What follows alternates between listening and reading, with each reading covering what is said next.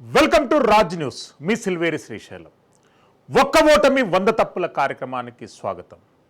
నీవు నేర్పిన విద్య నీరజాక్ష అనేటటువంటి ఇతివృత్తాంతం తెలంగాణ రాష్ట్ర రాజకీయాల్లో మనకు స్పష్టంగా కనిపిస్తుంది. 2019లో 18లో తక్కువ మెజార్టీతో అధికారంలోకి రావడానికి ప్రయత్నం కొనసాగించినటువంటి కేసీఆర్ గారు కాంగ్రెస్ పార్టీని ఖాళీ చేసి కాంగ్రెస్ భవితవ్యమే ప్రశ్నార్థకంగా చేశారు. అదే సీన్ 2024లో ఇప్పుడు రిపీట్ అవుతుంది. కాంగ్రెస్ పార్టీ బలం పుంజుకొని బీఆర్ఎస్ పార్టీని పూర్తిగా ఖాళీ చేస్తున్నటువంటి వైనం మనం స్పష్టంగా చూస్తున్నాం. అసలు రాజకీయాలు, అవకాశవాద రాజకీయాలు కేర్ ఆఫ్ అడ్రస్గా తెలంగాణ రాష్ట్రంలో రాజకీయాలు కొనసాగుతున్నాయి. ఈ అవకాశవాద రాజకీయాలు కుట్రలు కుతంత్రాల మధ్య కామన్ మ్యాన్ సఫర్ అయ్యేటటువంటి అవకాశాలు స్పష్టంగా కనిపిస్తున్నాయి. దీనికి ఎవరు బాధ్యత వహిస్తారు అనేటటువంటి అంశంపై ఒక్క ఓటమి 100 తప్పుల కార్యక్రమంలో చర్చ కొనసాగుతుంది. మనతో పాటు సీనియర్ పొలిటికల్ అనలిస్ట్ డాక్టర్ అందసత్యం గారు ఉంటారు. అమర్ గారు సీనియర్ జర్నలిస్ట్ మనకు లైవ్లో అందుబాటులో ఉంటారు. తుపాటి కిషోర్ గారు సీనియర్ పొలిటికల్ అనలిస్ట్ మనకు లైవ్లో అందుబాటులో. మొదటిగా అందసత్యం గారు మీతో ప్రారంభిత. డాక్టర్ అందసత్యం గారు, బీఆర్ఎస్ పార్టీ గతంలో కాంగ్రెస్ పార్టీని పూర్తిగా ఖాళీ చేయడం జరిగింది. ఇప్పుడు సీన్ రిపీట్ అవుతుంది. ఇందులో కాంగ్రెస్ పార్టీ నష్టపోవచ్చు, బీఆర్ఎస్ నష్టపోవచ్చు. కానీ అల్టిమేట్ ఇంపాక్ట్ ప్రజలు, అడ్మినిస్ట్రేషన్ ఆఫ్ జస్టిస్ మీద పడేది ఎంతవరకు ఉంది? ఇవాళ ఉన్నటువంటి కమర్షియల్ పాలిటిక్స్లో నాయకులు తర్వాత క్యాడరు మారటం అనేది సాధారణం అయిపోయింది. అదేం అనూహ్యంగా అనిపించడం లేదు. తర్వాత నాయకులు మారితే ప్రజలు మారుతారా అనేది ప్రశ్న. కానీ ఒక ఎగ్జాంపుల్ ఉంది కదా, అసెంబ్లీ ఎలక్షన్ల ముందు సిట్టింగులకే బీఆర్ఎస్ స్థానాలు ఇవ్వటంతో అసంతృప్తి ఉన్నటువంటి ఎంపీపీలు, జడ్పీటీసీలు, ఎంపీటీసీలు, సర్పంచులు ఒక 30% కాంగ్రెస్లోకి వచ్చేశారు. అలా మారటంతో వాళ్ళ వెనకాల వాళ్ళ అనుచరులు క్యాడర్ మారారు. ఆ తర్వాత సానుభూతి రూపర్లు కూడా ట్రెండ్ ఫాలో అయ్యారు కాబట్టి ఓటింగ్ కూడా షిఫ్ట్ అయింది. దరిదాపు అసెంబ్లీ ఎలక్షన్ల ముందు కాంగ్రెస్కు ఒక 25-26% ఓటింగ్ ఉండొచ్చు, మొత్తం చేరిపోయిన తర్వాత, బీఆర్ఎస్లో చేరిపోయిన తర్వాత అన్నట్టు కూడా ఒక అంచనా కొనసాగింది. కానీ అనూహ్యంగా 40% ఓటింగ్ పెరిగింది. దరిదాపు ఒక 15% షిఫ్ట్ అయింది. అంటే నాయకులు మారితే ప్రజలు మారుతారా అంటే ప్రత్యక్షంగా ఉన్న క్యాడర్ మారిన తర్వాత ఆ ట్రెండ్ ప్రజలు కూడా ఫాలో అయ్యేటువంటి అవకాశం ఉంది. అలా బెనిఫిట్ అవుతున్నాయి కాబట్టే అనేక రాష్ట్రాల్లో ఈ పార్టీ మార్పుల్ని ప్రోత్సహిస్తూ ఉన్నారు వివిధ రాజకీయ పార్టీలు. ఒక రాష్ట్రంలో ఒక పార్టీ ప్రోత్సహిస్తే మరొక రాష్ట్రంలో మరొక పార్టీ ప్రోత్సహిస్తుంది. ఎలక్షన్లు అయిన తర్వాత ఇప్పుడు మాసివ్గా మున్సిపల్ కౌన్సిలర్సు కాంగ్రెస్లు చేరిపోయారు. తర్వాత మున్సిపల్ చైర్మన్లు కూడా వాళ్ళ కైవసం అయినాయి. కాబట్టి ట్రెండ్ కాంగ్రెస్ వైపు కొనసాగుతుంది. కాబట్టి ఇవాళ బీఆర్ఎస్ డిసడ్వాంటేజ్లో పడింది. అందుకని ఇవాళ బీఆర్ఎస్ సస్టైనబిలిటీ కోసం పాకులాడుతుంది. సర్వైవల్ క్వశ్చన్ ఎదురైంది బీఆర్ఎస్కు. బీజేపీ ఈ బీఆర్ఎస్ నర్వస్నెస్ నుండి బలం పుంజుకోవాలన్నటువంటి ప్రయత్నం బీజేపీ చేస్తూ ఉంది. కానీ ఇవాళ పార్లమెంట్ ఎలక్షన్లో నేషనల్ ఎజెండా డిబేట్ అవుతుంది కాబట్టి, అది కాంగ్రెస్ బీజేపీ మధ్య డిబేట్ అవుతుంది కాబట్టి అదొక డిసడ్వాంటేజ్ని బీఆర్ఎస్ ఫేస్ చేస్తుంది. ఎందుకంటే ప్రాంతీయ పార్టీ, ఓడిపోయిన పార్టీ, బలహీన పడుతున్న పార్టీ పార్లమెంట్ ఎలక్షన్స్ని ఫేస్ చేయడం అనేది ఒక డిసడ్వాంటేజ్. అదే లోకల్ బాడీ ఎలక్షన్స్ వచ్చి ఉంటే ఖచ్చితంగా కాంగ్రెస్ వర్సెస్ బీఆర్ఎస్ అనే టాక్ ఉండేది. పార్లమెంట్ ఎలక్షన్స్ వచ్చే వరకల్లా అది బీజేపీ వైపు మళ్తా ఉన్నది. కాబట్టి ఇవాళ ఉన్నటువంటి పరిస్థితుల్లో కాంగ్రెస్ అడ్వాంటేజ్లు ఉంది. తర్వాత ప్రోగ్రామ్స్ కూడా వడివడిగా ఈ 4-5 నెలల్లో వాళ్ళకు చేతనైనంత మేరకు ఇంప్లిమెంట్ చేయడంతో, రెండోది ప్రజలకు కూడా వెయిట్ చేసేటువంటి గెస్టేషన్ పీరియడ్ ఉంటుంది. అంటే ఒక ఏడాదో 2 ఏళ్ళలో ఉన్నప్పుడు అసంతృప్తి మొదలవుతుంది. ఇప్పుడు 4 నెలలు అయింది కాబట్టి దాన్ని ఎత్తి చూపిన ప్రజలు పెద్దగా రిసీవ్ చేసుకోవడం లేదు. ఇప్పుడు సహజంగానే కేసీఆర్ ఫస్ట్ టర్మ్లో ఇంప్రెస్ చేశాడు, సెకండ్ టర్మ్లో బదనామయ్యాడు. సెకండ్ టర్మ్లో తను బదనామే కాకుండా మొత్తం ఫ్యామిలీ కూడా బదనామైంది. దాంతో బీఆర్ఎస్ మీద నెగిటివ్ ట్రెండ్స్ ఏర్పడి ఇవాళ ఉన్నటువంటి స్థితికి బీఆర్ఎస్ కార్నర్ చేయబడింది. అయితే దాన్ని నిలబెట్టుకోవటానికి అగ్రభాగాన ఉన్నటువంటి కేసీఆర్ కానీ, కేటీఆర్ కానీ, హరీష్ రావు కానీ ప్రయత్నం చేస్తున్నప్పటికీ ఇవాళ వాళ్ళ ఆ కుటుంబంతో ఉంటే ఉన్నటువంటి ఎమ్మెల్యేలు కూడా ఫేస్ చేయాల్సి వస్తుంది ఆ డిసడ్వాంటేజ్. కాబట్టి నాయకులందరూ కూడా నెమ్మదిగా అది ఫేస్ చేయటం ఇష్టం లేక స్కిప్ అవుతా ఉన్నారు. బీఆర్ఎస్ని స్కిప్ అయి దరిదాపు ఒక 75% లీడర్షిప్ ఇవాళ కాంగ్రెస్లో చేరిపోయింది, ఒక 25 లీడర్షిప్ బీజేపీలో చేరిపోయింది. కాబట్టి ఇవాళ ఉన్నటువంటి ఈ పొలిటికల్ సినారియోలో ఇవాళ సెకండ్ థర్డ్ ప్లేస్ కోసం ఫైట్ చేస్తున్నాయి బీజేపీ. తర్వాత సత్యం గారు మళ్ళీ వస్తాను మీ దగ్గరికి. అమర్ గారు, తెలంగాణ రాష్ట్రంలో కేసీఆర్ గారు ప్రారంభించినటువంటి ఈ వలసల తతంతును రేవంత్ రెడ్డి గారు కంటిన్యూ చేస్తున్నారు. అందులో ప్లస్ ఎవరికి, మైనస్ ఎవరికి? ఇప్పుడు వలసలు అనేవి 2 రకాలండి. కొన్ని ధర్మం వైపు, మరికొన్ని అధర్మం వైపు. ఇవాళ కాంగ్రెస్ పార్టీ చేస్తున్నటువంటి ఏదైతే వలసలు ప్రోత్సహిస్తున్నటువంటి వలసలు ధర్మం వైపే అని నేను అనుకుంటున్నాను. గుడ్. ఎందుకంటే ఈరోజు రాష్ట్రంలో ఉన్నటువంటి పరిస్థితుల్లో నాయకులు మారినంత మాత్రాన క్యాడర్ కానీ ప్రజలు కానీ మారేటువంటి అవకాశం లేదు. జనరల్గా మనం ప్రీవియస్గా కర్ణాటకలో కానీ ఇతర కొన్ని రాష్ట్రాల్లో కానీ లేకపోతే ఈవెన్ మన తెలంగాణలో కానీ చాలా సందర్భాల్లో చూసాం. కానీ ఈరోజు ప్రజలు కేసీఆర్ వైపు అధర్మం ఉంది అని అనుకుంటున్నారు, కాంగ్రెస్ వైపు ధర్మం ఉంది అనుకుంటున్నారు.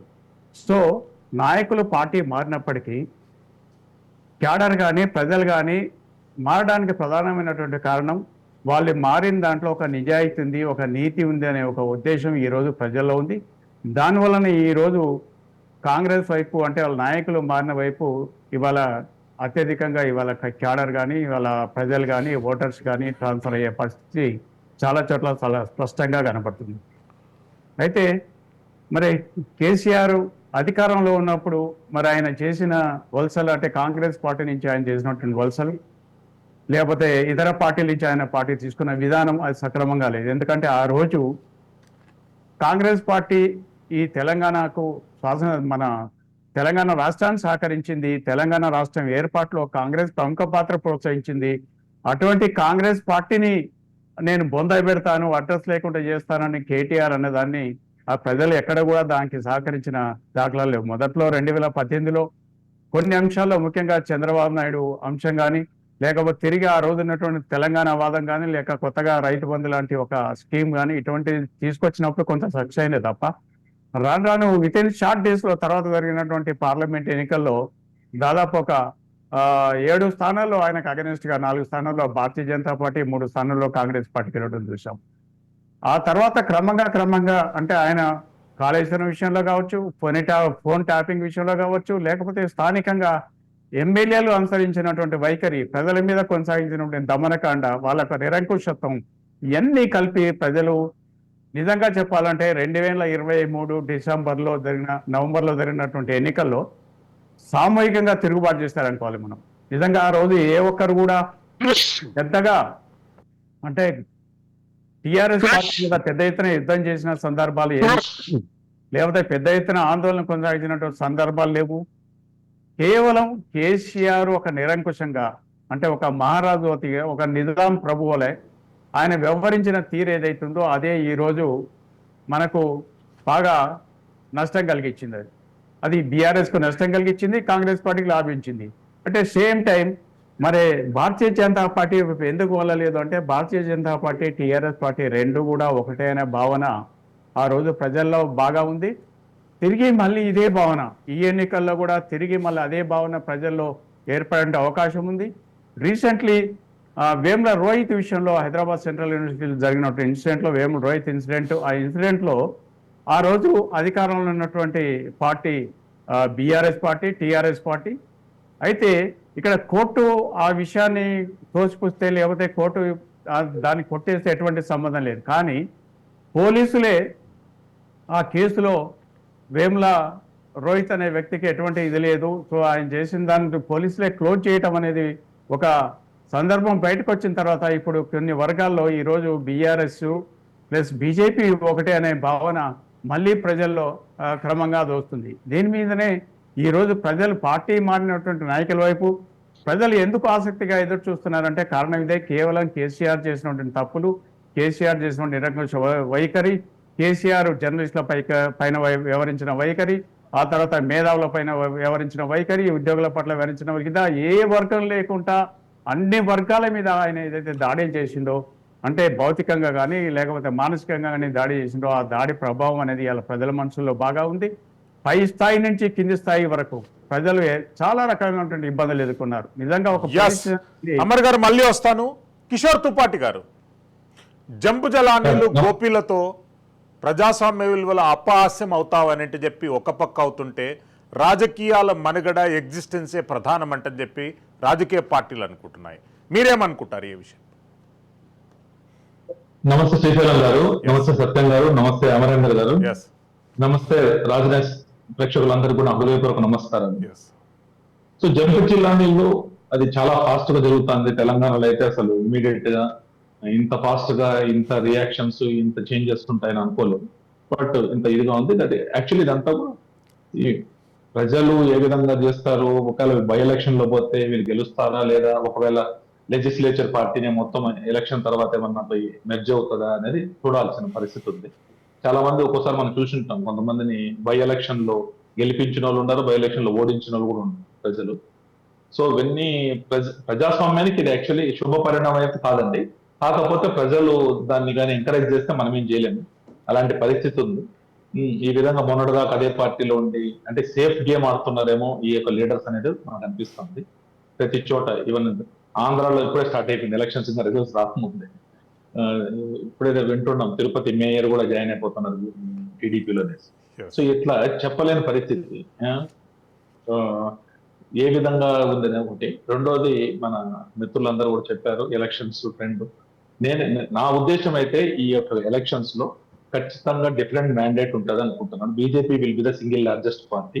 ఎందుకు ఉంటుంది అంటే కూడా చెప్తాను. తెలంగాణలో ఇప్పుడు ఒక ఢిల్లీ లాంటి సినారియో బిల్డ్ అయిందండి.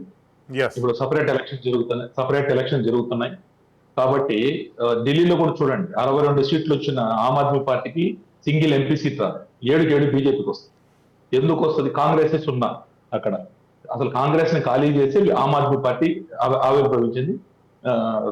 వరుస రెండు ఎలక్షన్స్ 2015 కావచ్చు, 2020 కావచ్చు, రెండిట్లో సున్నాయి కాంగ్రెస్ కు. అక్కడ సింగిల్ ఎమ్మెల్యే లేరు, సింగిల్ ఎంపీ లేరు ఢిల్లీలో. సో ఇవంతా కూడా ఆమ్ ఆద్మీ పార్టీ తీసుకున్నారు. There is a fight directly between BJP and Aam Aadmi Party. Parliament స్థాయిలో తీసుకుంటే 7 సీట్లు వస్తాయి. ఈ రోజు నాకు తెలిసి కూడా తెలంగాణలో total wave BJP single largest party ఉంటుంది. మనం జూన్ 4 తర్వాత కూడా మాట్లాడుకుంటాం దీని గురించి. ఖచ్చితంగా ప్రజలు ఇప్పుడు ఎలా చూస్తారంటే పార్లమెంట్ ఎలక్షన్ డిఫరెంట్ గా చూస్తున్నారు. పార్లమెంట్ ఎలక్షన్ లో మోదీ గారికి వ్యతిరేకంగా ఎవరున్నారు? ఇప్పుడు కాంగ్రెస్ ఎత్తుకుంటే Rahul Gandhi, or Mallikarjun Kharge, or BRS ఎత్తుకుంటే కేసీఆర్ గారు. ఈ ముగ్గురులో లీడర్షిప్ మీద 100% దెర్ ఈజ్ ఏ చేంజ్. అంటే మోదీ గారి మీద ఖచ్చితంగా చాలా మంది, నాకు వచ్చిన రిపోర్ట్స్ చాలా వస్తున్నాయి, వాళ్ళందరూ కూడా అంటున్నారు అసెంబ్లీ విషయంలో మీరు వేసాము, మీకు పార్లమెంట్ మాకు బీజేపీకి మేము వేస్తాము, మీరు వదిలేయండి అనే పద్ధతిలో ప్రజల నుంచి రెస్పాన్స్ ఎక్కువ వస్తుందని విన్నాను. So BJP single largest party. పోయినసారి కూడా చూడండి ఒకే ఒక ఎమ్మెల్యే వచ్చిన బీజేపీ 4 ఎంపీ సీట్లు వచ్చినాయి, మోర్ దాన్ కాంగ్రెస్. 19 సీట్లు వచ్చిన కాంగ్రెస్ ఒక 3 ఎంపీలే వచ్చాయి పోయినసారి. సో ఖచ్చితంగా మ్యాండేట్ ఒక నేషనల్ వైపు ఉంటది. తెలంగాణ ప్రజలు ఆల్రెడీ పోయినసారి చూపించారు. ఈసారి 8 మంది ఎమ్మెల్యేలతోటి 15% ఓట్లతోటి, అందులో బీఆర్ఎస్ నిర్వీర్యమైన స్థితిలో టోటల్ గా ఎప్పుడైతే కేసీఆర్ గారు దేశ్ కి నేత అని మొదలు పెట్టారో ప్రజలకు అది కూడా ఒక రీజన్ అండి. కేసీఆర్ గారిని టోటల్ గా తిరస్కరించడానికి కారణం ఏంటంటే దేశ్ కి నేత, మీకు తెలంగాణ కోసం మీకు ఇచ్చాం మ్యాండేట్, మీరు మళ్ళా మొదలుపెట్టి నేను దేశ్ కి నేత అని చెప్పేసి ఢిల్లీ పురవీధుల్లో బ్యానర్లు కట్టడము, టీఆర్ఎస్ ని బీఆర్ఎస్ చేయడము, ఇవన్నీ కూడా కేసీఆర్ గారి స్వయంకృతాపరాధం. సో అదే విధంగా ఈ రోజు మళ్ళా రేవంత్ రెడ్డి గారు కూడా మనం చూసాం. మన కాంగ్రెస్ హ్యాండిల్ నుంచి ఏమైంది, అమిత్ షా గారిది ఫోర్జింగ్ చేసేసి వాళ్ళ ఎవరో చేశారు వారు దాన్ని మొత్తం ట్వీట్ చేశారు. సో మళ్ళీ ఈ రోజు వాళ్ళ మీద కేసులు, ఇవన్నీ కూడా ఎంత డేంజర్ అంటే ఒకవేళ ఆ విధంగా లేని ఒక చెకింగ్ చేసుకోవాల్సిన అవసరం ఉంది. ఎంటైర్ అన్ని మీడియా ఛానల్ చూపించి అమిత్ షా గారు ఏం మాట్లాడారు, దాన్ని మొత్తం మార్చేసి చేయడం అంటేనే దాన్ని బట్టి నాకు అనిపిస్తుంది తెలంగాణలో కూడా Congress is losing ground in parliament elections. They could sense it. అందుకే ఆ Yes. విధమైన చేశారు. అల్టిమేట్లీ దే గాట్ ద ఖచ్చితంగా ప్రజల ముందర కూడా ఆ, అది టోటల్ గా ఇదే అయిపోయారు, తెల్లబోయిన పరిస్థితి వచ్చింది. ఖచ్చితంగా ఈ యొక్క ఇది ఖండించాల్సిన విషయం. ప్లస్ మోదీ గారిని డైరెక్ట్ గా అటాక్ చేయడం రేవంత్ రెడ్డి గారు, రాహుల్ గాంధీ గారు, మల్లికార్జున్ ఖర్గే గారికి ఇది లేదు. వాళ్ళు ఏం చేసినా కూడా ప్రజలు టోటల్ గా when it comes to national politics and prime minister position, Modiji 100% అభిమానం ప్రజలు ఈ రోజు కూడా హైయెస్ట్ రేటింగ్ ఉంది. రేవంత్ రెడ్డి గారు నేను మన మోదీ గారిని టార్గెట్ చేస్తే నేను హీరో అయిపోతాను అనుకుంటే మాత్రం ఖచ్చితంగా తెలంగాణ ఈ యొక్క పార్లమెంట్ ఎలక్షన్స్ లో తెలంగాణ ప్రజలు బుద్ధి చెప్తారని మాత్రం నాకు అనిపిస్తుంది. ఎస్, అందసత్యం గారు, అసెంబ్లీ ఎన్నికలకు పార్లమెంట్ ఎన్నికలకు పార్టీల పరిస్థితి అనేది పూర్తిగా మారుతుంది. ఆయనకు ఎంతో క్లోజ్గా ఉండేటటువంటి కేకే, కడియం శ్రీహరి, ఎంత అంటే ఇంకా దానం నాగేంద్ర గారు కానివ్వండి, డజన్కు పైగా ఎమ్మెల్యేలు, మంత్రులు కూడా క్యూ కడుతున్నారు. అసలు వాళ్ళు ఉద్దేశించినటువంటి అంశాలేంటి, వాళ్ళు ఏ అజెండా మీద బీఆర్ఎస్లో కొనసాగారు, ఏ అజెండా మీద కాంగ్రెస్కు షిఫ్ట్ అవుతున్నారో కాన్స్టిట్యున్సీలో ప్రజలకు చెప్పవలసిన అవసరం ఉందా లేదా? నేను ఈ మధ్య గతంలో సిట్టింగ్ ఎమ్మెల్యే బీఆర్ఎస్ ఎమ్మెల్యే బీజేపీలో చేరి పోటీ చేస్తున్నాడు. ఆయన అడిగారు ఏమిటి అసలు, ఎందుకంటే ఒక 5 years పీరియడ్ కనుక దేనికి పోటీ చేయకుండా ఉంటే పొలిటికల్ క్యారియర్ 0 అవుతుందట. 5 ఏళ్ళు కనపడకుండా ప్రజలకు ఉంటే 5 ఏళ్ల తర్వాత మళ్ళీ ఏదో ఒక పార్టీలో పోటీ చేస్తానంటే ఈయన ఎప్పుడో పోయాడు కదా రాజకీయాల నుంచి, మళ్ళీ వచ్చాడు ఏమిటి అనుకునే ప్రమాదం ఉంది. కాబట్టి కంటిన్యూస్గా పాలిటిక్స్లో ఉండాలంటే తప్పనిసరి ఏదో ఒక పార్టీ తరఫున పోటీ చేయటం అవసరం అని చెప్పి చేస్తున్నాను అన్నాడు. మిగతా వాళ్ళందరూ కూడా పొలిటికల్ కెరియర్ కంటిన్యూటీ కొరకు వాళ్ళు ఏదో ఒక పార్టీలో కలిసి పోటీ చేస్తున్నారు. ఎస్, అయితే కేకే కొన్ని ప్రిన్సిపల్స్కు, కాంగ్రెస్ ప్రిన్సిపల్స్ కట్టుబడి ఉన్నటువంటి వ్యక్తి. కాంగ్రెస్ 0 అయింది, ఇంకా దీనివల్ల ఉపయోగం లేదనుకొని ఆయన బీఆర్ఎస్లో చేరాడు. 10 years బీఆర్ఎస్లో కేసీఆర్ కూడా రెస్పెక్ట్ ఇచ్చాడు, ఆయన కూడా పదవులు చేశాడు. కానీ కేసీఆర్ కుటుంబం కానీ, కేసీఆర్ గవర్నమెంట్ చేస్తున్నటువంటి ఈ ట్యాపింగ్ కానీ, ఈ స్కాండల్స్ కానీ, ఈ ఎరక్లో కానీ, ఇటువంటి అన్ని చూసి ఎవరికైనా ముఖం వస్తుంది. మాకు తెలియకుండా లోపాయి గారిగా ఇన్ని పనులు చేశారా, ఇటువంటి పనులను ఎలా సమర్థించాలి అనేటువంటి వాళ్ళు చాలామంది ఉన్నారు. కాబట్టి తర్వాత రెండోది, ఓడిపోయిన తర్వాత ఒక ప్రాంతీయ పార్టీ సస్టైన్ కావాలంటే ఇంకో జాతీయ పార్టీ లేకుంటుంటే సస్టైన్ అవుతుంది. ఎస్, ఉదాహరణకు ఉత్తరప్రదేశ్లో, బీహార్లో ప్రాంతీయ ఆర్జేడీ కానీ, ఎస్పీ కానీ ఉన్నాయి. అక్కడ ఆల్టర్నేటివ్ కాంగ్రెస్ లేదు. అట్లాగే తమిళనాడులో డిఎంకే ఉంది. అట్లాగే ఎక్కడైతే నేషనల్ పార్టీ ఆల్టర్నేటివ్లో అక్కడ పెద్దగా ప్రాంతీయ పార్టీలకు వచ్చినటువంటి ప్రమాదం ఏం లేదు. కానీ తెలంగాణలో ఆల్టర్నేటివ్ బీజేపీ ఉంది.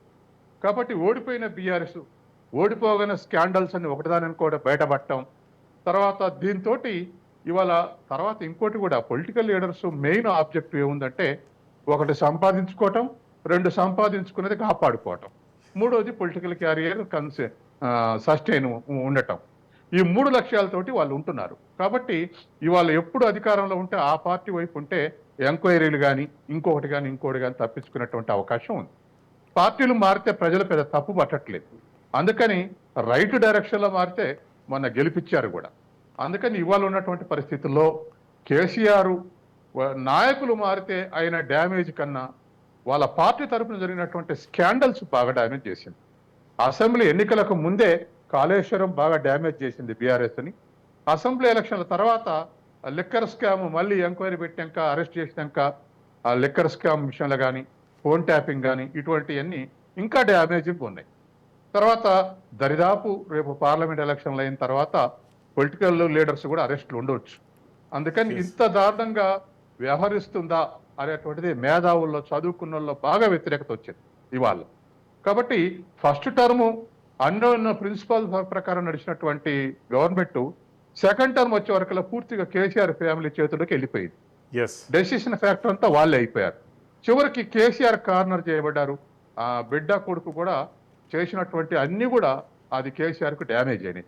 అందుకని వాళ్ళు ఉన్నటువంటి పరిస్థితుల్లో అసలే పార్లమెంట్ ఎలక్షన్లో ప్రాంతీయ పార్టీలకు డిజడ్వాంటేజ్, జాతీయ పార్టీ ఉన్న దగ్గర మరింత డిజడ్వాంటేజ్. కాబట్టి ఇటువంటి సమస్యను ఎదుర్కొంటుంది. అందుకని బీఆర్ఎస్ నుంచి నాయకులు పోవటం అనేది ఒక డ్యామేజ్ అయితే, స్కాండల్స్ బయటపడుతూ ఉండటం అనేది 2వ డ్యామేజ్. వీటన్నిటిని కూడా ఇవాళ మోసే పరిస్థితుల్లో వాళ్ళ ఎమ్మెల్యే లేరు. కాబట్టి రేపు బీఆర్ఎస్కు 1-2 సీట్లు వస్తే ఇంకా ఎక్కువ మంది నాయకులు వివిధ పార్టీలకు షిఫ్ట్ కావటం ఖాయం. కాబట్టి అసలు వాళ్ళ అస్తిత్వమే క్వశ్చన్ మార్క్ గా ఇవాళ మారుతున్నటువంటి సమస్య ఎదుర్కొంటుంది. తర్వాత బీజేపీ ఒక్క మాట, ప్లీజ్. బీజేపీకి వాస్తవానికి పార్లమెంట్ ఎలక్షన్లో advantage, well organised party, image ఉన్నటువంటి లీడర్ ఉన్నాడు. ఇవన్నీ ఉన్నప్పటికీ కూడా తెలంగాణలో వాళ్ళకు నెట్వర్క్ లేదు. ఉదాహరణకు గతంలో 4 పార్లమెంట్ సీట్లు గెలిస్తే ఎంపీటీసీలు జడ్పీటీసీలు అవన్నీ చూస్తే చాలా తక్కువ. ఎంత తక్కువ అంటే అంత తక్కువ వచ్చినాయి వాళ్ళకు. 4 పార్లమెంట్ కాన్స్టిట్యూట్లు గెలిచారంటే కనీసం 400-500 ఎంపీటీసీ గెలవాలి. కానీ చివరికి అది 100 ఎంపీటీసీల దగ్గరే ఉంది రిజల్ట్. అంటే తెలంగాణ వ్యాప్తంగా మనం అసెంబ్లీ ఎలక్షన్లు చూసినా వాళ్ళు 70 వస్తాయి అన్నారు, కానీ 8 వచ్చినాయి, 18 రెండవ స్థితి ఉంది. కాబట్టి ఒక 25 అసెంబ్లీ సెగ్మెంట్లలో బీజేపీ నెట్వర్క్ ఉంది. మిగతా చోట్ల దాని మీద ఒకవేళ నేషనల్ లెవెల్ ఇమేజ్ ఉందనుకున్నా నెట్వర్క్ లేకపోవటం వల్ల ఓవర్కమ్ అందసత్యం గారు మళ్ళీ వస్తాను. అమర్ గారు, తెలంగాణ రాష్ట్రంలో మున్సిపాలిటీలన్నీ కాంగ్రెస్ హస్తగతమయ్యాయి. గతంలో ఆ మున్సిపాలిటీలన్నీ బీఆర్ఎస్ ఆధీనంలో ఉన్నాయి. స్థానికంగా ఈ మార్పులకు చేర్పులకు ప్రజలు కూడా కోఆపరేట్ చేస్తున్నారా, లేదు అంటనంటే హై హండ్రెడ్ పాలిటిక్సే వర్కౌట్ అవుతున్నాయా? శ్రీశైలం గారు, నేను ఇంతకుముందే చెప్పాను, ముఖ్యంగా ఈరోజు బీఆర్ఎస్ పార్టీ గతంలో అనుసరించిన విధానాలు అంటే ఒక పై స్థాయిలోనే కాదు కింది స్థాయి వరకు కూడా ప్రజలు తీవ్రమైనటువంటి ఇబ్బందులు ఎదుర్కొన్నారు. ఇసుక మాఫియా కావచ్చు, మట్టి మాఫియా కావచ్చు, లేకపోతే ఇంకేదైనా రకరకాల మాఫియాలు. ముఖ్యంగా ఎమ్మెల్యేలకు పూర్తిగా అధికారం ఇవ్వటం వల్ల కేసీఆర్ పీరియడ్లో ఎమ్మెల్యే చెప్పిందే మాట. ఒక డిఎస్పీ రావాలన్నా, ఒక ఆర్టీఓ రావాలన్నా, లేకపోతే తహసీల్దార్ రావాలన్నా, ఇంకా చిన్న ఆఫీసర్ అక్కడికి రావాలన్నా కూడా పూర్తిగా ఎమ్మెల్యే కనుసన్నల్లో ఎమ్మెల్యే లెటర్ ఇస్తే తప్ప అక్కడికి పోస్టింగ్ ఇచ్చేవాళ్ళు కాదు. దానివల్ల అక్కడ ఒక ఎమ్మెల్యేనే కాకుండా, అక్కడ ఒక ఎంపీనే కాకుండా, అక్కడ ఉన్నటువంటి మండల స్థాయి అంటే మండల ప్రెసిడెంట్లు కానీ, లేకపోతే జెడ్పీటీసీలు కానీ, లేకపోతే సర్పంచ్ స్థాయి వరకు కూడా బాగా ఆధిపత్యం చెలాయించారు. తమకు ఎవరైనా ఎదురు మాట్లాడితే కేసులు బుక్ చేశారు. నిజంగా చెప్పాలంటే 2018 తర్వాత ఒక రకంగా రజాకార్ల పాలన తిరిగి తెలంగాణలో ఉందా అనే విధంగా ఒక ఫీలింగ్ అనేది ఏర్పడింది. ఇప్పుడు ఏ ఉద్దేశంతో జర్నలిస్ట్ రవిప్రకాష్ని అరెస్ట్ చేశారు? ఒక ప్రైవేట్ అంటే మీకు ఎగ్జాంపుల్ చెప్తున్నాను, ఏ రకంగా దాడి జరిగిందని చెప్తున్నాను నేను. ఏమీ సంబంధం లేని కేసుల్లో అంటే ఒక కంపెనీకి సంబంధించిన విషయంలో ఒక సీనియర్ జర్నలిస్ట్ని రవిప్రకాష్ను బుక్ చేసి అరెస్ట్ చేసి అంటే భయప్రాంతులకు గురి చేసి ఇది చేసిన. అట్లనే ఒక మండల స్థాయిలోనో విలేకరి కూడా ఏదైనా ఒక వార్త రాస్తే, లేకపోతే బీఆర్ఎస్ పార్టీకి వ్యతిరేకంగా మాట్లాడితే వాళ్ళ మీద ఎన్నో రకాలైనటువంటి కేసులు. అదే విధంగా సీనియర్ జర్నలిస్ట్ సతీష్ కమల్ గారిని కూడా బీఆర్ఎస్ తర్వాత సతీష్ కమల్ కూడా కేవలం ఒక దగ్గరికి మాట్లాడటానికి వెళ్ళినందుకు వెళ్తే కేవలం అతనికి సంబంధం లేదు, అతను ఎటువంటి ఇది కాదు. నీకు 2014లో తెలంగాణ రాష్ట్రం ఏర్పడే వరకు ఆయన ఒక ప్రముఖ తెలంగాణ ఉద్యమకారుడు, ఒక జర్నలిస్ట్ నాయకుడు. రాష్ట్ర వ్యాప్తంగా 168 కేసులు జర్నలిస్టుల పైన నమోదు చేయడం జరిగింది 4 సంవత్సరాల కాలంలో. అయితే శ్రీశైలం గారు, అవి మనకు తెలిసినంత వరకే. ఇంకా తెలియని కేసులు చాలా ఉన్నాయి. అంటే బెదిరింపులు, నిర్బంధాలు. అసలు ఒకప్పుడు ఒక జర్నలిస్ట్ అంటే పోలీస్ స్టేషన్కి వెళ్ళి మాట్లాడి ఇన్ఫర్మేషన్ తీసుకున్నటువంటి పరిస్థితి. ఆ తర్వాత పోలీస్ స్టేషన్కు కనీసం ఒక 500 మీటర్ల దూరం కూడా ఉండలేనటువంటి పరిస్థితి ఏర్పడింది. అంటే స్వేచ్ఛను ఏ విధంగా హరించేశారని చెప్పడానికి ఎగ్జాంపుల్ ఇది. అయితే ఈ రోజు ఉన్నటువంటి పరిస్థితుల్లో Bharatiya Janata party, Congress party, BRS party 3 బలంగా ఉన్నప్పటికీ నాయకులు ఎందుకు కాంగ్రెస్ వైపు డైవర్ట్ అవుతున్నారంటే దానికి కొన్ని కారణాలు ఉన్నాయి. ముఖ్యంగా కాంగ్రెస్ పార్టీలో ఉన్నటువంటి స్వేచ్ఛాయుత వాతావరణం కానీ, లేకపోతే ఆ పార్టీలో వాళ్ళకి ఇచ్చినటువంటి విలువ కానీ, దీనివల్ల ఇవాళ అటువైపు డైవర్ట్ కావడం జరిగింది. ప్రజలు కూడా ఇవాళ ఒక ఫ్రీగా ఫీల్ అవుతున్నారు. రేవంత్ రెడ్డి ప్రభుత్వం ఏం చేసినా చేయకపోయినా మేము స్వేచ్ఛగా ఉన్నామనే ఒక ఫీలింగ్ ఈరోజు ఏర్పడింది. మరి అదే సందర్భంలో మరి బలంగా ఉన్న భారతీయ జనతా పార్టీ వైపు ఎందుకు వెళ్ళటం లేదంటే దానికి చాలా కారణాలు ఉన్నాయి. ముఖ్యంగా మొదటి నుంచి కూడా మన ప్రాంతం అంతా కూడా హిందీ లాంగ్వేజ్ కానీ ఉత్తర బెల్ట్కి కొంచెం వ్యతిరేకమైనటువంటి ప్రాంతం మనది. ఇక్కడ ఆలోచన చేసేది అనేకమైనటువంటి ఆర్థిక అంశాలు ముడిపడి ఉన్నాయి మోడీ విషయంలో. రిజర్వేషన్ సంబంధించిన అనుమానాలు ఉన్నాయి, లేకపోతే ఇంకా అనేక విషయాలు. అంటే రిజర్వేషన్ అనేది కాంట్రవర్షియల్ సబ్జెక్ట్ అండి, దాని మీద మాట్లాడకపోవడం మంచిది. దానికి తోడు సిసిఎస్ పోలీసులు, బంజారాహిల్స్ పోలీసులు, ఢిల్లీ పోలీసులు కేసు నమోదు చేశారు. అటువంటి వివాదాస్పద అంశాలు మనం మాట్లాడకపోవడం మంచిది. Kindly skip that word please. దానికి అటువంటి నేను దాన్ని ఒకవేళ అటుంటే ఉపసంహరించుకుంటాను. Yes. దానికి తోడు స్థానికంగా ఉన్నటువంటి నాయకత్వం బలంగా లేకపోవడం, ఎక్కడికక్కడ నిజంగా చూస్తే స్థానికంగా బీజేపీ నాయకత్వం తన క్యాడర్ను విస్తరించుకోకపోవడం, కింది స్థాయిలో ఇందాక మన సత్యంగా చెప్పారు, అని చెప్పిన దాంట్లో కొన్ని అవాస్తవాలు ఉన్నాయి, కొన్ని వాస్తవాలు ఉన్నాయి. ఎస్, అయితే బీజేపీ అనేది తన క్యాడర్ను కింది స్థాయి వరకు విస్తరించకపోవడం, కేవలం మోడీ మాయ మీదనే ఈ రోజు ఆధారపడటం, అంటే మోడీనే మమ్మల్ని గెలిపిస్తాడని ఒక ఫీలింగ్లో ఉండటం. దీనివల్ల నిజమైనటువంటి ప్రజలు ఎటువైపు అయితే ఉన్నారో అటువైపే ఇవాళ స్థానికంగా ఉన్నటువంటి జిల్లా పరిషత్ చైర్మన్లు కానీ, లేకపోతే లోకల్ బాడీస్లో ఎలక్ట్ అయిన చాలా మంది నాయకులు ఇవాళ కాంగ్రెస్ వైపు మొగ్గు చూపుతున్నారు. ఆ ఫలితం మనకు రేపు స్పష్టంగా కనపడబోతుంది. అది నిజంగా నాయకులు మారితే ప్రజలు మారుతారా, నాయకులు మారకపోతే ప్రజలు మారరా, నాయకులు మారినా కూడా ప్రజలు మారరా అనే విషయాన్ని చేయడానికి మనకి ఎంతో టైం పట్టేది లేదు. నిజంగా ఈ ఎన్నిక ఒక ఎగ్జాంపుల్. అంటే నిజంగా అధర్మానికి వ్యతిరేకంగా ఉన్నప్పుడు మారితే ప్రజలు హర్షిస్తారా, లేకపోతే అధర్మం వైపు నాయకులు కూడా ఉంటేనే సమర్థిస్తారా అనేది ఈ విషయంలో చాలా స్పష్టంగా తేలిపోనుంది. ఇది కేసీఆర్ చేసినటువంటి కుటిల ప్రయత్నాలు, అంటే ఆయన చేసినటువంటి అరాచకాలు అన్నీ ఇన్ని కావు. ముఖ్యంగా హైదరాబాద్ను మొత్తం సర్వనాశనం చేయడం జరిగింది. అయితే మొన్న మరి అసెంబ్లీ ఎలక్షన్లో ఓటు ఎందుకు వేశారు అంటే దానికి సంబంధించిన కొన్ని విషయాలు ఉన్నాయి. కేవలం హైదరాబాద్ పైపైన అభివృద్ధిని చూశారు తప్ప ఇక్కడ ఏ విధంగా హైదరాబాద్ లూటి జరిగింది, చెరువులు ఎక్కడ పోయినాయి, విలువైన భూములు ఎక్కడ పోయినాయి, ఎన్నో విలువైనటువంటి ప్రభుత్వ భవనాలు ఏమైపోయినాయి అనే విషయం మీద ఒక్కొక్కటి వెలుగులోకి వస్తున్న తర్వాత నిజంగా ఇటువంటి ప్రభుత్వానికి మేము మద్దతు ఇచ్చామనే ఇదిలో ఇవాళ హైదరాబాద్లు కూడా ఆలోచన చేస్తున్నారు. గ్రామీణ ప్రాంతాల్లో ఆటోమేటిక్గా కేసీఆర్ మీద పూర్తి వ్యతిరేకత ఉంది. ఆయన ఎంత ప్రయత్నించినా, ఎన్ని బస్సు యాత్రలు చేసినా ఆయన గతంలో పెట్టినటువంటి బాధలు ఎవరు కూడా మర్చిపోయే స్థితిలో లేరు, ఆ పార్టీని ఆదరించే స్థితిలో లేరు. ఎస్, కిషోర్ తుపాటి గారు, కేంద్ర ప్రభుత్వం భారతీయ జనతా పార్టీ ఆధ్వర్యంలో కొనసాగుతున్నటువంటి ప్రభుత్వం కూడా కొన్ని ప్రోత్సాహకాలు, పార్టీ మార్పులకు అనుకూలంగా నిర్ణయాలు తీసుకుంది అనేటటువంటి అభియోగాలు ఉన్నాయి. ఎట్లా స్పందిస్తారండి ఈ అంశంపై? పార్టీ మార్పులు చెప్తున్నాం కదా, ఇండివిజువల్స్ పార్టీలు చేంజ్ అవ్వడం అనేది ఇది ప్రజాస్వామ్యంలో ఇప్పుడు ఎలా ఉంటుందంటే, అంటే దాన్ని కట్టడి చేసేందుకు పలు చట్టాలు రూపొందించారు కదా. పబ్లిక్ రిప్రజెంటేటివ్స్ యాక్ట్ కానివ్వండి, సుప్రీంకోర్టు కొన్ని గైడ్ లైన్స్ ఇచ్చింది. ఒక పబ్లిక్ రిప్రజెంటేటివ్ ఎన్నికైనాక వేరే పార్టీకి మారాలి అంటనంటే కొన్ని శాసనపరమైనటువంటి సంప్రదింపులు చేయవలసి ఉంటుంది, కానీ అవేవి ఇక్కడ జరగడం లేదు. ఎందుకట్లా? నేను ఒకటి చెప్తాను వినండి. ప్లస్ ప్యానెల్లో ఉండే ఇద్దరు మిత్రులు కూడా బీజేపీ అనే ఒక పార్టీ ఎక్కడ కూడా ఇలాంటి విషయాలలో రిజైన్ చేసి రమ్మంటాను. ఈటల రాజేంద్ర గారు రిజైన్ చేసి వచ్చారు. ఇక్కడ దానం నాగేంద్ర గారు రిజైన్ చేసి వచ్చారా? చెప్పండి చూద్దాం. సో అదే విధంగా గతంలో కూడా చెప్తున్నాను, గతంలో బీఆర్ఎస్ మెర్జీ చేసుకున్నారు. ఫస్ట్ టైం కూడా చాలా మంది వచ్చి బీఆర్ఎస్ లో చేరినారు. వాళ్ళందరూ ఏమది అప్పుడు టీఆర్ఎస్ ఉంది, వాళ్ళందరూ ఎవరైనా రిజైన్ చేసి వచ్చారంటే తలసాని శ్రీనివాస్ యాదవ్ గారు కానీ, లేకపోతే టీడీపీ నుంచి కొంతమంది వచ్చారు. అందరూ కూడా బీజేపీ మాత్రం ఎక్కడైనా కర్ణాటకలో కావచ్చు, గోవాలో కావచ్చు, that is the difference. BJP సిద్ధాంత పరంగా కావచ్చు, రాజ్యాంగ పరంగా ఏముందో అవకాశం ప్రకారం పోతుంది. మీరు చూసుకోవచ్చు, ఎక్కడైనా మధ్యప్రదేశ్ లో, కర్ణాటకలో, గోవాలో ఎక్కడైతే ఉన్నారో అంతా చూడ, ఇంక్లూడింగ్ తెలంగాణ చెప్తున్నాను. ఈటల రాజేందర్ గారు రిజైన్ చేసి వచ్చారు, కోమటిరెడ్డి రాజగోపాల్ రెడ్డి గారు రిజైన్ చేసి వచ్చారు.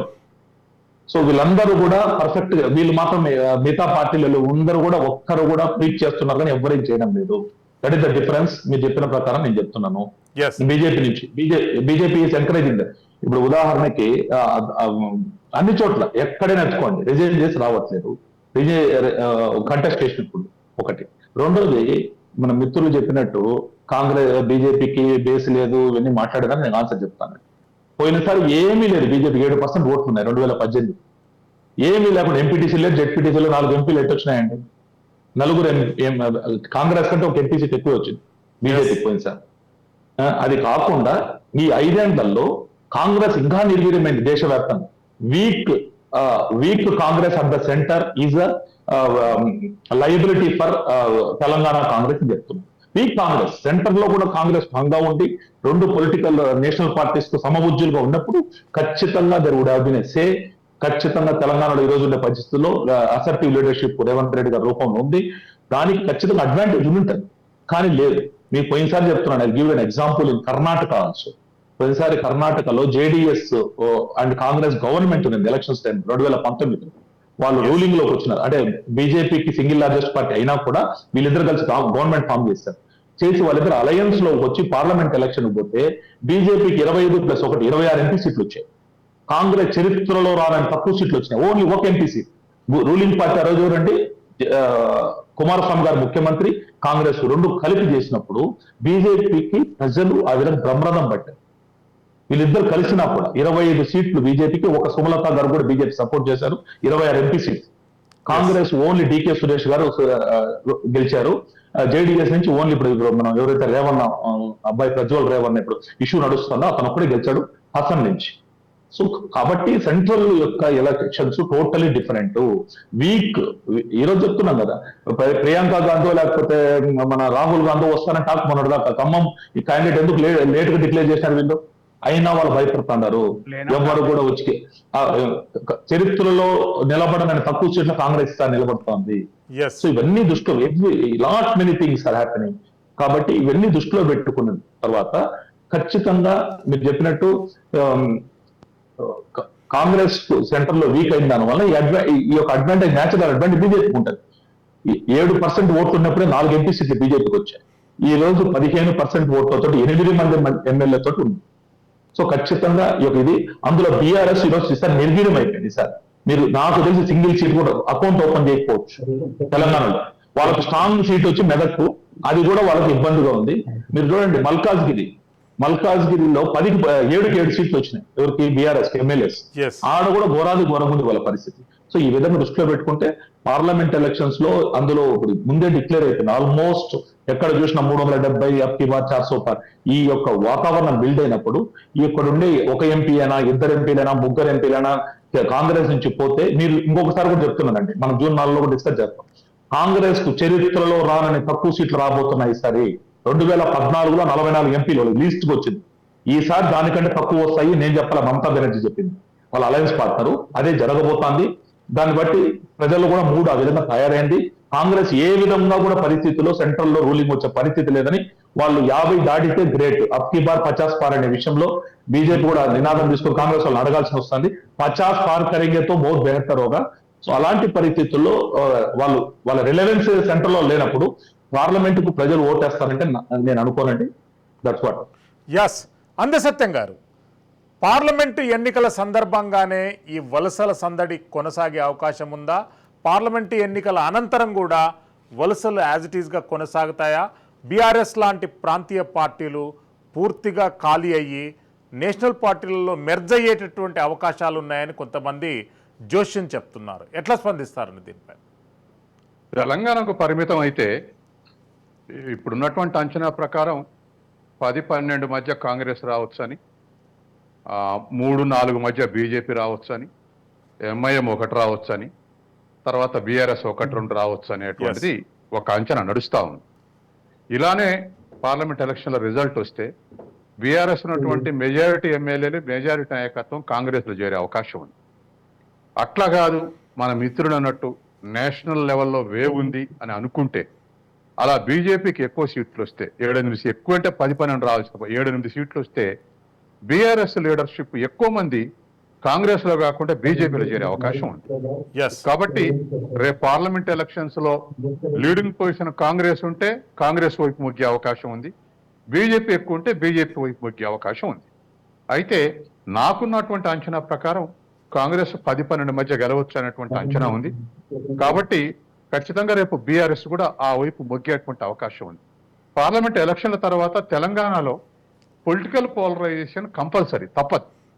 ఎందుకంటే ఇప్పుడు 2nd, 3rd పొజిషన్లో ఉన్నటువంటి కోసం కొట్టాడుతున్నటువంటి వాటిల్లో ఏది అబ్సల్యూట్ టర్మ్స్ లో డిక్టేట్ చేస్తా దాని వైపు మిగతా లీడర్స్ మారేటువంటి అవకాశం ఉంది. 3rd పార్టీ వచ్చేటువంటి వాళ్ళు, ఆ బీజేపీ 3rd పార్టీ వస్తే యథావిధి ఉన్నటువంటి ఫోర్స్గానే ఉంటుంది, సెంట్రల్ గవర్నమెంట్ ఉంటుంది కాబట్టి. అట్లా కాదు బీఆర్ఎస్ 3వ స్థానానికి నెట్టివేయబడితే సస్టైనబిలిటీ కష్టమే, ఎగ్జిస్టెన్స్ కష్టమే. ఎందుకంటే వాళ్ళు చెప్పుకొని నిలబెట్టుకోవటానికి మోరల్స్ లేవు, తర్వాత వాళ్ళు చెప్పుకొని నిలబెట్టుకోవడానికి ఫిజికల్ స్ట్రెంగ్త్ లేదు. కాబట్టి ఖచ్చితంగా BRS is facing a existence question. Yes Amarender గారు, రాజకీయ పార్టీలు అన్నప్పుడు వాళ్ళ సమీకరణాలు అనేటటువంటి డిఫరెంట్గా ఉంటాయి. బీఆర్ఎస్ పార్టీలో ఎన్నికలలో గెలిచినటువంటి ప్రజాప్రతినిధులు కాంగ్రెస్ పార్టీలో చేరుతున్నప్పుడు వాళ్ళు ఎదుర్కొంటున్నటువంటి ప్రధాన సమస్యలు ఏంటి? ఇప్పుడు 10 ఏళ్ల పాటు అంటే వాళ్ళ నియోజకవర్గాలలో ప్రజలు వాళ్ళంటే ఉన్నారా లేరా అనేటటువంటిది ఎంపీలు ఎమ్మెల్యేలు పట్టించుకోలేదు. అంటే ఇతర పార్టీల నుండి వలస వచ్చినటువంటి నాయకులను ఇంపార్టెన్స్ ఇస్తారనేటటువంటి గ్యారంటీ లేదు. అది నా ప్రశ్న. 10 ఏళ్ల పాటు బీఆర్ఎస్ పార్టీకి వ్యతిరేకంగా నాయకులే కాదు ప్రజలు కూడా పోరాటం చేశారు. ముఖ్యంగా 2018 తర్వాత సామాన్య ప్రజలు కూడా వాళ్ళకు ఉన్నటువంటి దాన్ని బయటికి వెళ్ళగట్టలేకపోయినప్పటికీ మనసులో బాధపడ్డటువంటి వాళ్ళు కొన్ని వేల సంఖ్యలో ఉంటారు. అయితే ఈ రోజున అటువంటి పార్టీ నుంచి వచ్చి కాంగ్రెస్ పార్టీలో చేరినప్పుడు ప్రాథమికంగా మాత్రం బాగా ఇబ్బందులు అనేది ఎదుర్కోవడం జరిగింది. ముఖ్యంగా చెవెళ్ళలో కావచ్చు, లేకపోతే సికింద్రాబాద్లో కావచ్చు, వరంగల్లో కావచ్చు, ఇతర దగ్గర ఏదైతే బీఆర్ఎస్ పార్టీ నుంచి వచ్చి కాంగ్రెస్ పార్టీలో చేరి ఎమ్మడే టికెట్ తీసుకున్నారో వాళ్ళ నుంచి ప్రజలు, అంటే ముఖ్యంగా క్యాడర్ కానీ లీడర్లు కానీ కొంచెం అడ్జస్ట్ కాలేకపోయారు. ప్రజలు కూడా దాన్ని రిసీవ్ చేసుకునే పరిస్థితిలో ఫస్ట్ కనిపించింది. కానీ తర్వాత ఉన్నటువంటి పరిస్థితుల్లో, అంటే ఈరోజు రాష్ట్రంలో ఉన్నటువంటి రాజకీయ వాతావరణం కానీ, లేకపోతే ఇవాళ కేంద్రంలో రాష్ట్రంలో జరుగుతున్నటువంటి రాజకీయ సమీకరణలు కానీ, మార్పులు కానీ, దీనివల్ల ముఖ్యంగా ముఖ్యమంత్రి రేవంత్ రెడ్డి ఇచ్చినటువంటి భరోసాను ప్రజలు నమ్ముతున్నారు. ఎందుకంటే ఆయన అధికారంలోకి వచ్చి కేవలం ఒక 4 నెలలు అయింది. 3 నెలలలోపే లోక్సభ ఎన్నికలు వచ్చినాయి, లోక్సభ కోడ్ వచ్చింది. ఆయన ఇచ్చినటువంటి హామీల్లో మొదలు ముఖ్యంగా ఎన్ని రోజులు మాట్లాడినటువంటి రైతు భరోసా ఏదైతుందో, రైతు అంటే ఇంతకుముందు రైతు బంధు అనేవాళ్ళు, రైతు భరోసా. ఈ రైతు భరోసా మొన్నటి వరకు చాలా తక్కువ మందికి ఇచ్చిన, ఇంకా ఇవ్వలేరు, అంటే రైతులకి ఎగరామం పెడుతుందని ఒక దాని మీద బీఆర్ఎస్ బాగా ఫోకస్ చేసింది. ఇదే విషయాన్ని చాలా చోట్ల బీజేపీ పార్టీ కూడా ఫోకస్ చేసి ధర్నాలు నిర్వహించింది, అంతా చేసింది. కానీ పరిస్థితులు ఆర్థికంగా ఎంత బాగా లేకపోయినప్పటికీ, నిజంగా తెలంగాణ కాంగ్రెస్ ప్రభుత్వం ఏర్పడినప్పటికీ ఆర్థిక పరిస్థితి చాలా ఘోరంగా ఉంది. ఆ ఘోరమైనటువంటి పరిస్థితుల్లో కనీసం ఉద్యోగులకు జీతాలు ఇస్తామా ఇవ్వమనే దాని నుంచి జీతాలు ఇచ్చుకుంటూ, ఆ తర్వాత కొత్తగా గతంలో పెండింగ్ ఉన్నటువంటి ఏదైతే రిక్రూట్మెంట్ ఉందో ఆ రిక్రూట్మెంట్ను కొనసాగిస్తూ, ఇంకా ఈ రైతులకు సంబంధించినటువంటి నిన్నగాక మొన్న ఇచ్చినటువంటి వాగ్దానం మేరకు ఇప్పుడు ఎలక్షన్ కమిషన్ ఈ రోజు ఇవ్వద్దని చెప్పింది. కానీ ఇప్పటికే చాలా మంది రైతులకి రైతు భరోసా కింద, అంటే దాదాపు 15 ఎకరాలు ఉన్న వాళ్ళకి డబ్బులు ఇవ్వడం అనేది జరిగింది. అయితే రేవంత్ రెడ్డి రేపు మరి రైతు రుణమాఫీ చేస్తాడా అనే ఒక, అంటే బీజేపీ కానీ లేకపోతే బీఆర్ఎస్ పార్టీ కానీ తరచుగా ఈ ప్రశ్నలు లేవెత్తుతున్నాయి. అయితే ప్రజలు ఏమనుకుంటారంటే 10 ఏళ్ల పాటు అధికారంలో ఉన్నటువంటి కేసీఆర్ ఆయన చెప్పిండు రుణమాఫీ చేస్తా అన్నాడు, కానీ ఎక్కడ రుణమాఫీ జరగలేదు. ఆయన మాటలు నమ్మటం వల్ల మాకు 50,000 తీసుకున్నటువంటి లోను మాకు 1,00,000, 2,00,000 అయింది. దీంతో మోసపోయాం. కానీ రేవంత్ రెడ్డిది మాట అంటే మాట అనే ఒక ఏదైతే ఎప్పుడైతే రైతు బంధు ఇవ్వడం జరిగింది, స్టార్ట్ నిన్న కానీ మొన్న కానీ ఇవ్వడం చేశారు. ఆ తర్వాత ఆగిపోయినటువంటి ఆసరా పెన్షన్లు కూడా గ్రామీణ ప్రాంతాల్లో ముఖ్యంగా చాలా మంది వృద్ధులు ఇవాళ ఫ్యామిలీలో సరైనటువంటి ఆర్థిక పరిస్థితి లేక పెన్షన్ మీదనే ఆధారపడి జీవిస్తున్నటువంటి పరిస్థితి, వాళ్ళకు కూడా నిన్న నుంచి వాళ్ళకి పెన్షన్లు ఇవ్వటం, ఇటువంటి, అంటే ఇన్ని రోజులు కాంగ్రెస్ పార్టీ తోటి అసంతృప్తిగా ఉన్నారే తప్ప ఎవరైతే ఓటర్స్ ఉన్నారో విడాకులు తీసుకోలేదు. అంటే పూర్తిగా కాంగ్రెస్ని అసంతృప్తి కనిపించింది. లేదు రేవంత్ రెడ్డి వస్తే ఏం చేసిడు, మా రైతు బంధు ఇవ్వలేదు, మా పెన్షన్ ఇవ్వలేదని నిన్న కనిపించింది. కానీ ఆ కనిపించింది అనేది అసంతృప్తి, కానీ అది విడాకుల దాకా రాలేదు. సో ఈ పరిస్థితుల్లో ఇవాళ రాష్ట్రంలో ఉన్నటువంటి పరిస్థితి వల్ల రేపు జరగబోయే ఎన్నికల్లో కాంగ్రెస్ పార్టీ చాలా మెరుగైనటువంటి స్థానంలోనే ఉందని అనుకుంటున్నాను. అంటే ఉత్తర భారతదేశం విషయానికి వస్తే, దక్షిణ భారతదేశం విషయానికి వస్తే చాలా సందర్భాల్లో చాలా విషయాల్లో తేడా ఉంటుంది. అయితే పార్టీ మారిన వారిని రిజైన్ చేస్తూ వచ్చారా, తీసుకున్నారా అని అన్నారు. అయితే కర్ణాటకలో కానీ, మహారాష్ట్రలో కానీ, మధ్యప్రదేశ్లో కానీ ఏ రకంగా ఎమ్మెల్యేలను తీసుకొని అంటే మాట్లాడే ముందు మనం కూడా ఏం చేశామనే విషయం కూడా ఆలోచించుకోవాలి. Yes. జర్నలిస్ట్ కిషోర్ తుపాటి గారు continue. నేను ఏ పార్టీకి సంబంధం లేదు, నాకు పార్టీకి సంబంధం లేదు. కానీ జనరల్ కాదండి, అక్కడ ప్రభుత్వాన్ని ఏ విధంగా వచ్చారు, ఏ ప్రభుత్వం ఏంది? ఏం చేసినా చెప్పండి, ఏం చేసినా చెప్పండి. కిషోర్ గారు ఆగండి, క్రాస్ టాక్ వద్దు. చెప్పండి. Please kindly wait. అమర్ గారిని కంటిన్యూ చేయాలి. అయితే ఓకే, నా పేరు చెప్పారు కాబట్టి మాట్లాడండి. లేదు. ఈ రకమైనటువంటి పరిస్థితులు అక్కడ ఉన్నాయి.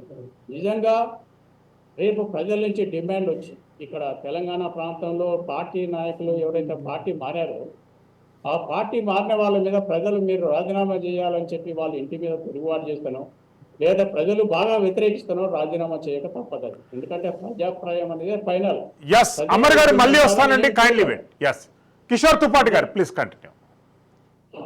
సార్ శ్రీశైలం గారు, Yes. మీరు చెప్పినారు రాజకీయ విలువలు, రాజకీయము, కాన్స్టిట్యూషన్ ఇవన్నీ అడిగిన దానికి ఆన్సర్ చెప్పాను నేను.